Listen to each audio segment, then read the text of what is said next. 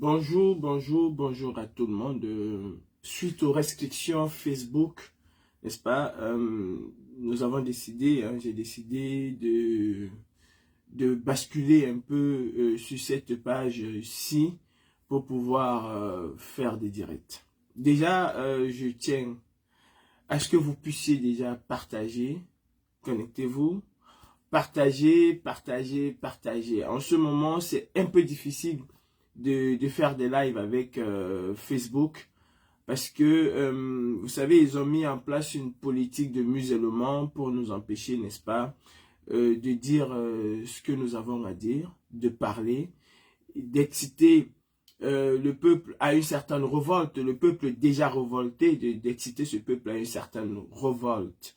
Donc, l'essentiel aujourd'hui, c'est de partager, de faire véhiculer le message. Et nous allons toujours faire véhiculer le message. Donc, je vous invite à faire un tour de partage, à inviter vos amis et surtout à partager le message autour de vous.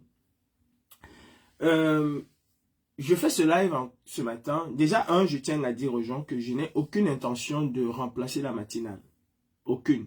Dans la mesure du possible, je ferai des lives le matin, dans la mesure du possible, bien sûr, mais pas dans l'intention de remplacer la matinale, parce que la matinale est une marque déposée, et en tant que marque déposée, on ne peut pas la remplacer. C'est comme ça. Même si on fait des lives le matin, ce n'est pas dans le but et l'envie de remplacer la matinale. Ceci étant dit, j'ai fait un live il y a quelques jours et hier encore j'ai insisté et je ne fais qu'insister. Partagez s'il vous plaît. Je ne fais qu'insister sur mon envie de retourner au Cameroun. Oui, j'ai cette envie de retourner au Cameroun. Mais beaucoup de gens m'ont peut-être très mal compris. Et je viens ce matin expliquer un peu pour que cela soit plus clair pour tout le monde. J'ai posté un message que vous voyez là actuellement. Un message de mon cher frère et ami, frère de lutte, Séverin Ngonga, qui attirait mon attention sur un certain nombre de choses. Et je suppose qu'il ne m'a pas compris. Et je suppose que beaucoup de personnes n'ont pas compris quelle est ma démarche aujourd'hui. Je m'explique. Je souhaite de tout cœur retourner au Cameroun. Pour le moment, ce n'est qu'un souhait. J'ai envie de retourner au Cameroun. Ça, c'est pas négociable. Je veux retourner au Cameroun. Et je dois retourner au Cameroun. 2025 est l'année où ce rêve est permis. Peut-être même avant. Parce que s'il y a des élections aujourd'hui, à l'issue de ces élections, je dois retourner au Cameroun. Avant de développer, je tiens à dire bonjour à tous les faux profils. Je tiens à dire bonjour à toute la Wayuni. Je pense à toutes ces personnes qui au quotidien, n'est-ce pas, depuis presque 5 ans, voire plus, se battent avec énergie, avec amour et volonté pour qu'on puisse aller très loin. Je dis bonjour à toute la brigade anti-Sardina. Je dis bonjour à tous les combattants. Parce que nous avons des combattants connus et des combattants non connus. Ceci étant dit, tous sont des combattants. Vous qui êtes en train de nous regarder, même ceux qui insultent, ce sont des combattants. Donc, bonjour à tout le monde. Et faites un tour de partage parce que Facebook fait tout pour que nous ne puissions pas, que nous soyons découragés. Ce n'est pas l'audience qui est importante, c'est le message que vous allez véhiculer après qui est important. Je disais que je veux retourner au Cameroun. C'est un droit. Et pour couper court à tout ce qui est en train de se dire, où j'ai reçu des milliers de messages hier où les gens me disaient, non, Calibri, ne fais pas ça, Atangad, il va t'arrêter. Si tu arrives, ils vont faire ceci, ils vont faire cela. Je ne suis pas un suicidaire. Je suis quelqu'un qui a la tête sur les épaules. Je réfléchis. Et j'ai une capacité de faire le discernement entre ce qui est bien et ce qui n'est pas bien. Je ne suis pas un suicidaire. Je n'ai aucune intention de retourner au Cameroun avec ce régime dictatorial en place. Mais alors, aucune intention. Je veux retourner au Cameroun Et pour pouvoir retourner au Cameroun, il faut que ce régime dictatorial tombe. Et mon objectif aujourd'hui est de faire en sorte que ce régime dictatorial tombe. Si Biyabi Vondo-Barthélemy et toute sa clique sont toujours au pouvoir à Yaoundé, je n'ai aucune chance de retourner au Cameroun et de pouvoir me mouvoir en toute liberté. Je serai arrêté, jeté en prison, torturé, voire même assassiné. Donc je ne suis pas fou. Mon message et mon appel au retour au Cameroun, c'est pour que tous ceux qui sont dans la même situation que moi, quand je dis tous, tout, je parle aussi du commissaire Junior Zogo et bien d'autres. Pourquoi je parle du commissaire Junior Zogo? Bien qu'il dit tous les jours Paul Biya Ayop, bien qu'il dit tous les jours défendre les institutions, à ce jour, il est toujours un réfugié politique. Il n'a jamais mis, bien qu'il a la nationalité française, mais il ne peut pas partir au Cameroun. Résultat des courses, tout le soutien qu'il a apporté au régime dictatorial de Biya ne lui a servi strictement à rien du tout. Parce qu'il est toujours logé à la même enseigne que moi. Ok, Paul Biya Ayop. Ok, il faut sortir, il faut aller à l'hôtel de Meurice, il faut aller couper le pont de Bebda, il faut faire ceci. Mais M. Junior Zogo, comme moi, n'est jamais retourné au Cameroun. Pourquoi? Parce qu'il sait très bien le châtiment qu'il attend s'il met pied au Cameroun avec ce régime dictatorial. Mais Junior Zogo n'est pas fou et bête. Junior Zogo sait très bien qu'un nouveau régime au Cameroun lui ouvrirait les portes du retour au pays natal, qu'il souhaite de tout son cœur, exactement comme moi. Donc si Junior Zogo, qui est dans la même situation que moi, et d'ailleurs avec qui nous avons bâti cette lutte, il faut le dire, qu'il soit devenu traître aujourd'hui ou pas, qu'il soit devenu ce qu'il est devenu aujourd'hui ou pas, il fait partie de ceux qui ont mis, je parle de cette nouvelle génération. D'ailleurs que c'était un ancien qui a su soutenir à son moment cette jeunesse qui avait soif de liberté. Il nous a soutenus, il nous a accompagnés. Donc si Junior Zogo aujourd'hui décide me suivre dans mon combat pour le retour au Cameroun, c'est-à-dire fait ce qu'il faut faire, fait tomber ce régime, je travaillerai avec lui main dans la main en toute confiance. Parce que nous avons un même objectif. J'appelle tous ceux qui sont dans la situation dans laquelle je suis à nous unir, à voir ce combat-là qui est le combat du retour au Cameroun, qui englobe en général, en réalité, tous les autres combats. Et il faut que les gens essaient de le comprendre. Mon désir de retourner au Cameroun ne veut pas dire que je vais aller prendre un vol demain, je m'installe et puis je dis, je vais arriver au Cameroun, adviendra ce qui adviendra. Non, il faut que je me batte. Il faut que je démontre à ce régime que je suis prêt à tous les sacrifices pour pouvoir retourner au Cameroun. Donc, pour ceux qui ont cru que j'étais devenu zinzin, j'ai perdu la tête au point où je vais aller me jeter comme ça dans la gueule du loup. Non, je tiens à vous rassurer. Et surtout à mon frère Séverin Ngonga et aux autres, parce que vous êtes des centaines à m'avoir écrit hier pour me dire ne le fais pas. Ne le fais pas, que ce soit inbox ou bien que ce soit par WhatsApp et tout. J'ai été débordé par des messages dans ce sens-là. Il faut que nous nous battons. Nous avons accompagné ce régime dictatorial jusqu'à son terme. Parce que qu'il anticipe une élection aujourd'hui ou que cette élection se tienne en 2025, nous avons accompagné ce régime-là. Qu'est-ce qu'il faut faire aujourd'hui? Il faut véritablement combattre ce régime. C'est la raison pour laquelle je vais m'attaquer à ce que ce régime a de plus fort. Je veux m'attaquer aujourd'hui, mais comme jamais, au symbole même de ce régime. Et je vous appelle, vous les Camerounais, à nous aider, à m'aider. Parce que moi, j'ai cette envie.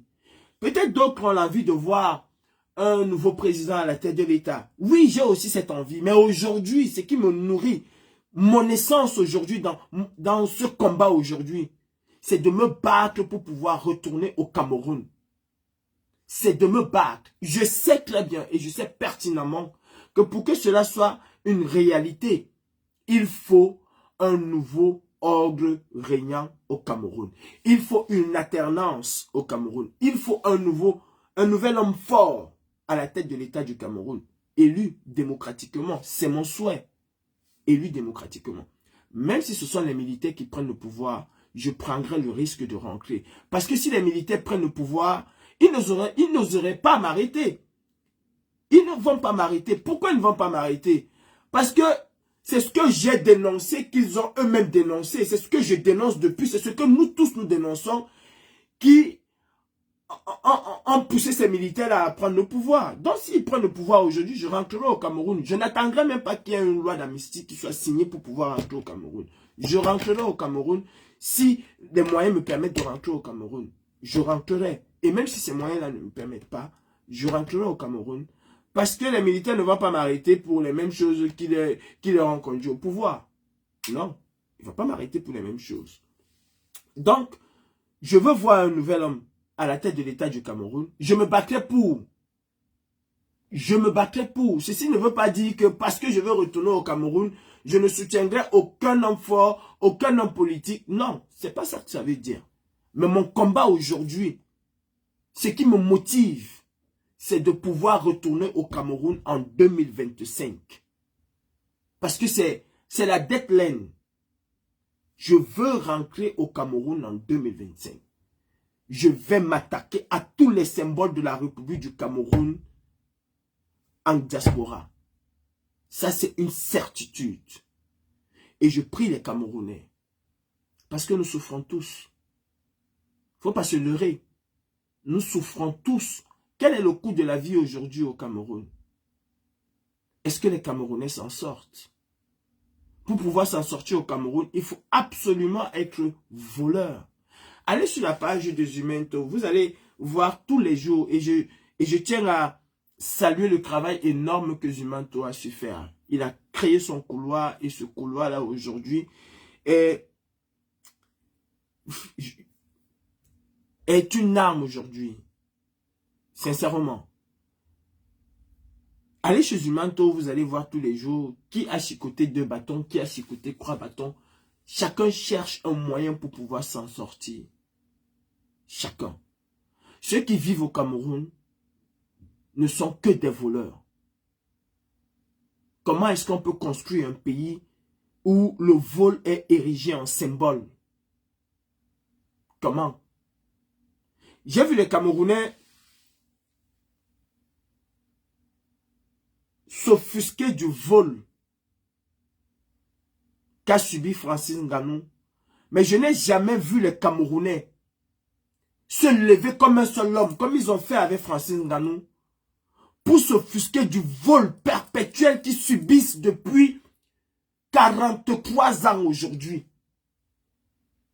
Je tiens à vous rappeler qu'en 1988, le journaliste Eric Tindis tirait déjà la sonnette d'alarme sur le vol à ciel ouvert au Cameroun, où il interpellait le premier responsable de ce vol, Biabi Vando Barthélemy, en lui disant: Monsieur le Président, vos ministres volent, pillent les caisses de l'État au quotidien. Et qu'est-ce que Biabi lui a répondu? En 1988, si j'ai bonne mémoire, je peux peut-être me tromper, il lui a dit: est-ce que vous avez des preuves? Monsieur Eric Tindi, arrêtez-moi ce que vous dites là, parce qu'il suffit que je tourne la tête demain, vous n'êtes plus là. Il a menacé carrément. Et 2 ans plus tard, le Cameroun était sous ajustement structurel. Il n'y avait plus rien au Cameroun. Bon, le vol au Cameroun que nous sommes incapables de dénoncer ne date pas de 2000. Ne date pas de 2010 avec les projets structurants. Date de l'arrivée à la magistrature suprême de Biya. C'est-à-dire de 1982. À ce jour, il n'y a aucun Camerounais qui s'est mis dans la rue pour dire: on nous vole depuis 60 ans. Personne. Si nous pouvons faire ce qui s'est passé avec Ngannou, avec ce gouvernement, je vous assure que le Cameroun en une journée va changer. Si on pouvait tous se verser dans les rues pour dire c'est clos, is enough, vous nous volez, vous nous avez déjà volé assez. Ces gens vont dégager. Ces gens vont dégager. Mais non, sur ce qui n'est pas important, pour nous, parce que la victoire de Ngannou, volée ou pas volée, n'améliore en rien le quotidien exécrable et misérable des Camerounais. Que Ngannou avait gagné, en dehors de notre fierté de dire, voilà un Camerounais qui a gagné, ça ne nous apporte rien du tout. Je dis, ça ne nous apporte rien du tout. Le premier bénéficiaire de cette victoire, volée ou pas volée, c'est Ngannou. D'ailleurs, il faut qu'on soit un peu mature. Oui, il y a eu une victoire, mais de toutes les façons, c'était un match arrangé de toutes les façons. Parce que je ne comprends pas. Hein. Oui, je suis fier des Camerounais. Ngannou a porté l'Afrique et le Cameroun au firmament du sport. Mais dites-moi, quand vous avez un combat où celui qui gagne va toucher 10 millions, celui qui perd va toucher 30 millions, vous parlez encore de quoi de gagner? C'est-à-dire que tu me tapes, je gagne 30 millions. Je te tape, je gagne 30 millions. On comprend que tout est arrangé depuis. Et en plus, qu'est-ce que nous espérons? Quelqu'un qui n'a jamais fait un sport. Quelqu'un qui est un nouveau venu.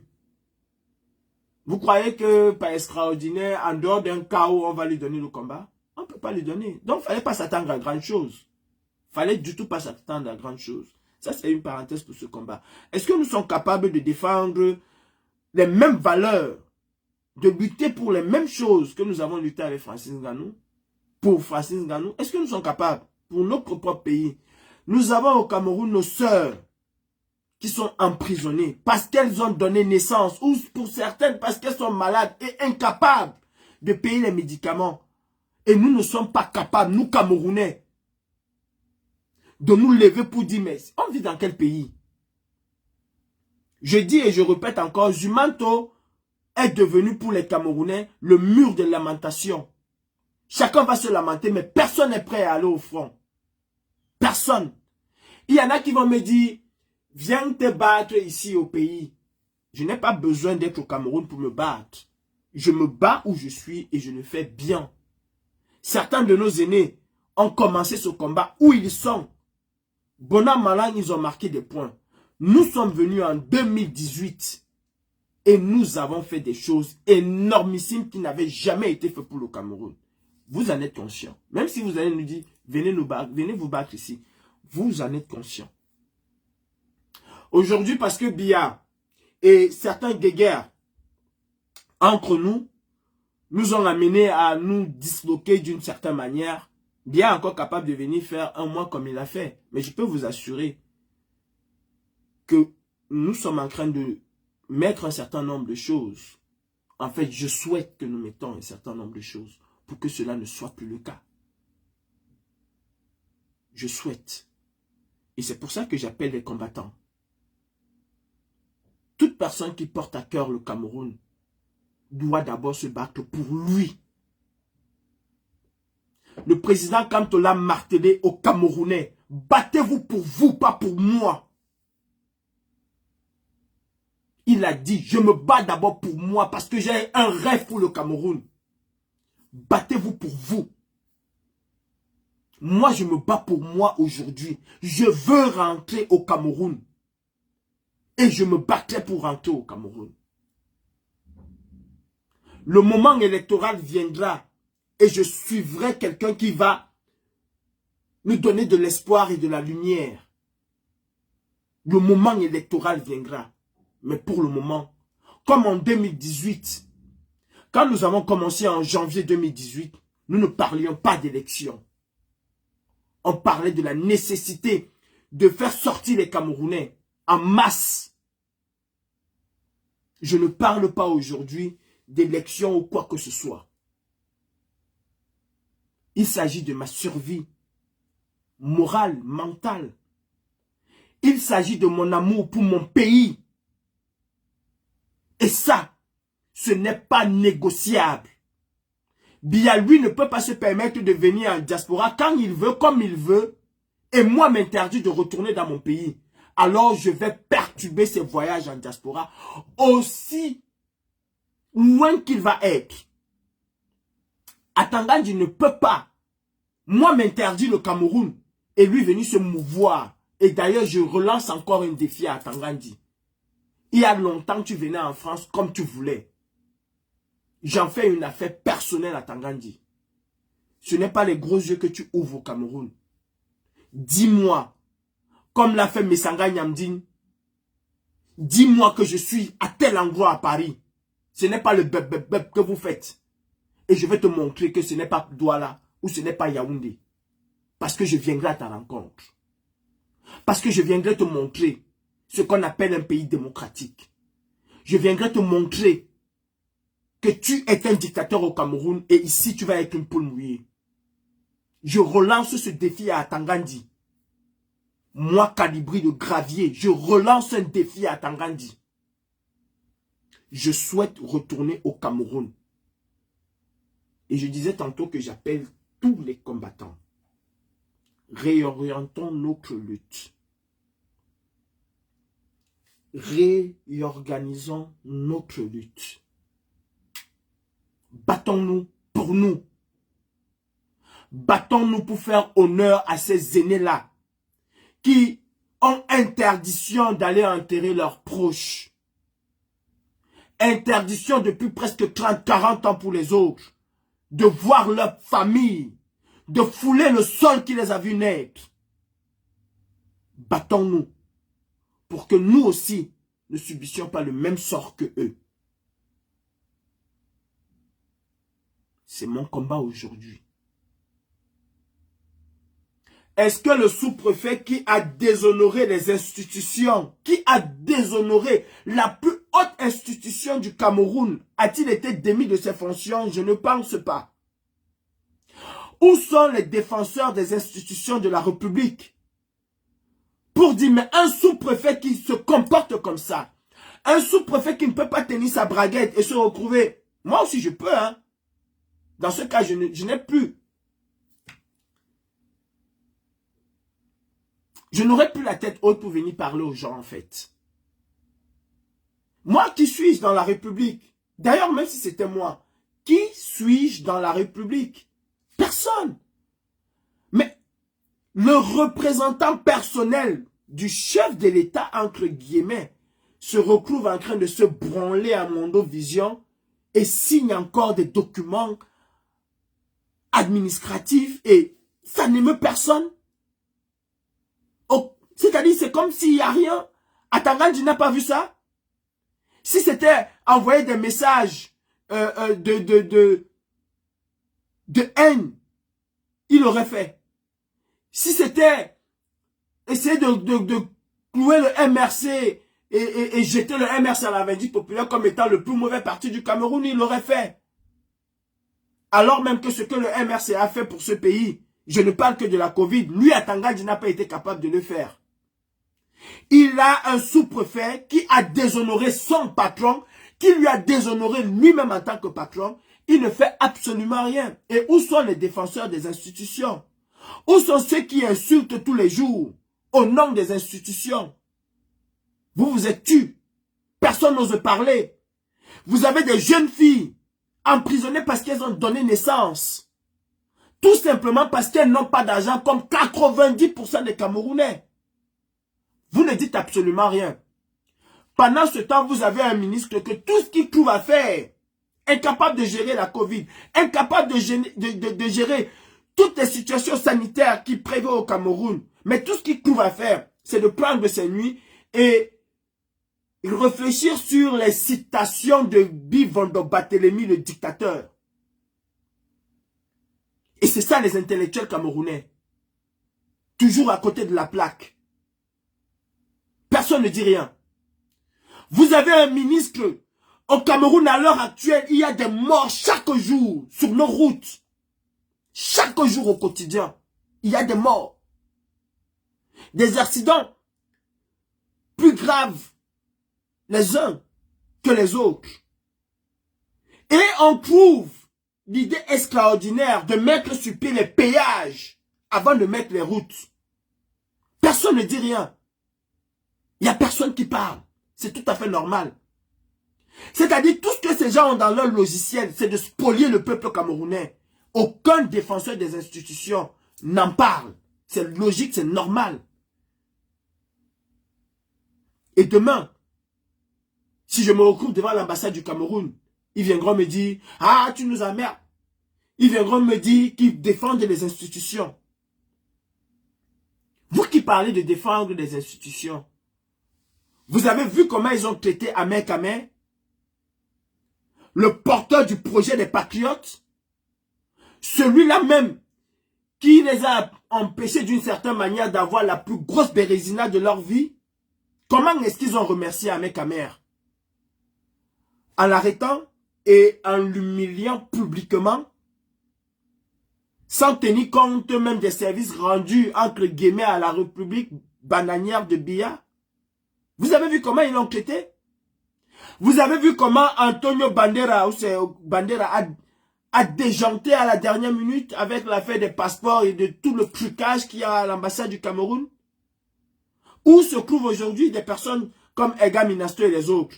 Vous n'avez que des clowns comme VP de Londres qui sont encore en train d'aboyer partout. Mais j'ai vu ce VP de Londres de 100 ans, je ne sais pas quoi, porter l'affaire Samy au firmament des idiots.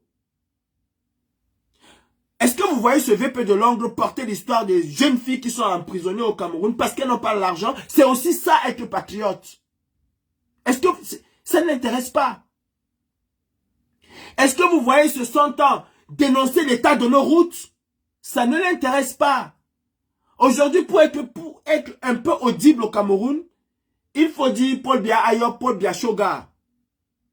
Entre-temps, le peuple meurt. Entre-temps, les Camerounais n'arrivent plus à joindre les deux bouts. L'huile qui jadis coûtait 300 francs le litre, aujourd'hui est à près de 2000, 1500 francs le litre. Et aucun patriote, aucun défenseur des institutions n'en parle. Je veux rentrer au Cameroun. Je veux rentrer au Cameroun. Ce n'est qu'un vœu, ce n'est qu'un souhait. Pour que ce souhait et ce vœu deviennent une réalité, je dois me battre. Et je ne peux pas me battre seul. Je me battrai. J'aurai pas l'impact escompté. Et je sais comment me battre d'ailleurs. Peut-être des coups d'éclat. Mais est-ce qu'il faut un seul ou deux coups d'éclat? Non, il faut vraiment une véritable bataille. Il faut qu'ils sentent que nous sommes un groupe. Mes chers frères combattants, nous avons passé le temps à nous tirer les uns sur les autres, à nous invectiver, à nous insulter, à dire tout et n'importe quoi. Chacun a ses casseroles, chacun a sa petite responsabilité. Mais aujourd'hui, nous devons penser à notre avenir aussi, à nous, et nous devons penser à nos enfants. Le combat, il est d'abord personnel. Je veux rentrer au Cameroun.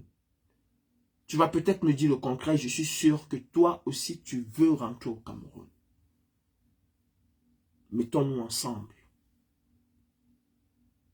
Mettons-nous ensemble, ne serait-ce que pour cette envie de rentrer chez nous. Et menons le vrai combat. Nous avons déjà tout perdu. Chacun de nous a sacrifié quelque chose, même les faux profils. Parce que si un faux profil, pour une raison X ou Y, est capable de priver sa famille de quelque chose parce qu'il veut soutenir un combattant dans la diaspora, j'aime mal quand on insulte ces gens. Parce qu'eux aussi, à leur niveau, ils participent au combat et il faut les respecter.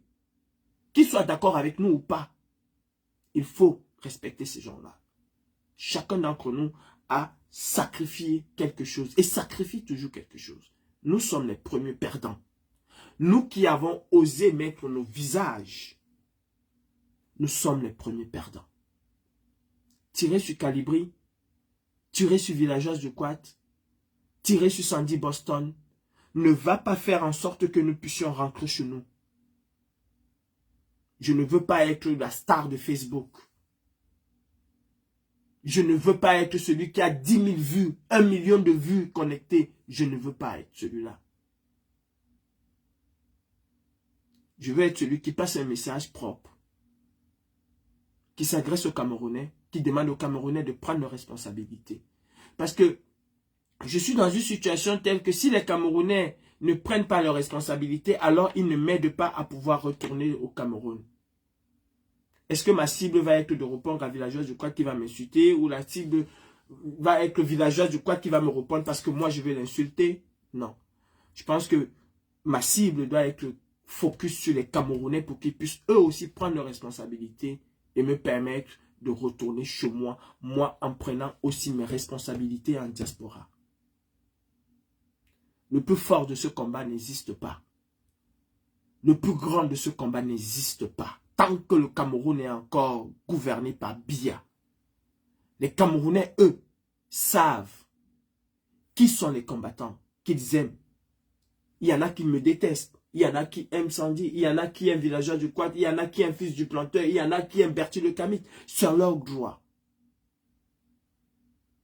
Et nous n'avons pas, aujourd'hui, à nous mettre dans ce que nos aînés ont fait. Parce qu'ils nous ont ramenés exactement dans ce qu'ils ont fait. Ils ont passé le temps à se tirer dessus. Biya a fait 40 ans. Et eux aussi, ils ont fait 40 ans en diaspora, 40 ans en exil. Nous sommes une nouvelle génération. Nous avons encore la force et la compétence de nos compétences. Alors réveillons-nous avant de perdre cette compétence et cette force-là. Villageois de Quad, c'est ma soeur. Ce n'est pas mon ennemi. C'est mon camarade de lutte. Ou ma camarade de lutte si vous voulez. Je ne suis pas son ennemi. Parce que pour le moment, nous sommes tous en train de nous noyer. Tous autant que nous sommes. Réveillons-nous. Et j'appelle les Camerounais. Vraiment, c'est un appel. Donnez-nous toutes les informations qui peuvent nous apporter quelque chose dans cette lutte. Vous avez des ministres qui sortent au Cameroun. C'est ma priorité, les ministres de Biya. Et pour ça, en réalité, je n'ai pas besoin de 10 personnes. Je sais comment faire une inclusion quelque part, une exclusion quelque part. Je sais comment mener des opérations de ce genre. Je sais comment être infiltré quelque part. Faites-moi confiance. Donnez-moi, donnez-nous toutes les informations qui peuvent nous permettre d'avoir des frappes et des frappes de qualité. J'appelle nos aînés. J'appelle les combattants. Soyons un bloc aujourd'hui. Parce que la capacité de nos actions, la qualité de nos actions vont déterminer ce qui va se passer en 2025. Si nous sommes mous, alors il y aura une alternance de palais en 2025. Si nous sommes durs, si nous haussons le ton, et si nous démontrons que nous n'allons plus laisser ce qui s'est passé en 2018 s'opérer en 2025, ils comprendront. Et peut-être l'armée va finalement prendre ses responsabilités. Regardez le Gabon. Il y a eu une explosion dans toute la diaspora gabonaise, même en Afrique, pour dire non. Les Gabonais de l'extérieur se sont levés comme un seul homme. Et c'est un travail qui a été préparé de longue haleine. C'est un travail qui a été préparé. C'est la dénonciation de certains Gabonaises et Gabonais, à l'instar de Suzanne Bara et les autres, qui ont éveillé ces Gabonais-là. N'attendons pas l'annonce d'une élection au Cameroun pour pouvoir nous mettre en marche. Nous devons commencer là. Parce que nous sommes conscients qu'il y aura une élection, soit anticipée en 2024 ou 2023, soit en 2024, soit en 2025. La seule personne qui a ce calendrier-là, officieux, parce qu'il y a un calendrier officiel qui est en 2025, il y a un calendrier officieux qui est en 2024 peut-être, c'est Biyabi Vando Barthélémy. Nous devons commencer aujourd'hui. Je disais tantôt que le travail de 2018 a commencé bien avant, en janvier. Et si je vais m'aller loin, en décembre 2017. Je pense à Ducamer. Je pense à Ahmed Kamer. Et je pense à d'autres personnes. Mais c'est un travail qui a été commencé bien avant. Et cela a permis que le 7 octobre, devant l'ambassade du Cameroun, on se retrouve avec un nombre que nous n'avions jamais atteint. Commençons maintenant. Les Camerounais ont besoin de nous voir en action et en véritable action. Pourquoi voulez-vous qu'aujourd'hui, j'aille me mettre à pourchasser une artiste alors que vous avez des gens comme Francis Ngannou qui ne sont pas capables de dénoncer les choses qui se passent au Cameroun? C'est plus mon combat. Dans ce cas, je serais aussi légitime de pourchasser Francis Ngannou au même titre que je pourchasserais Grace Deka. Sont cohérents et conscients. Le combat n'est plus de chercher les Camerounais qui, pour une raison X ou Y, soutiennent ce régime. Mais aujourd'hui, identifions nos cibles. Pour moi, mes cibles, ce sont les ministres et les soutiens féroces de ce régime.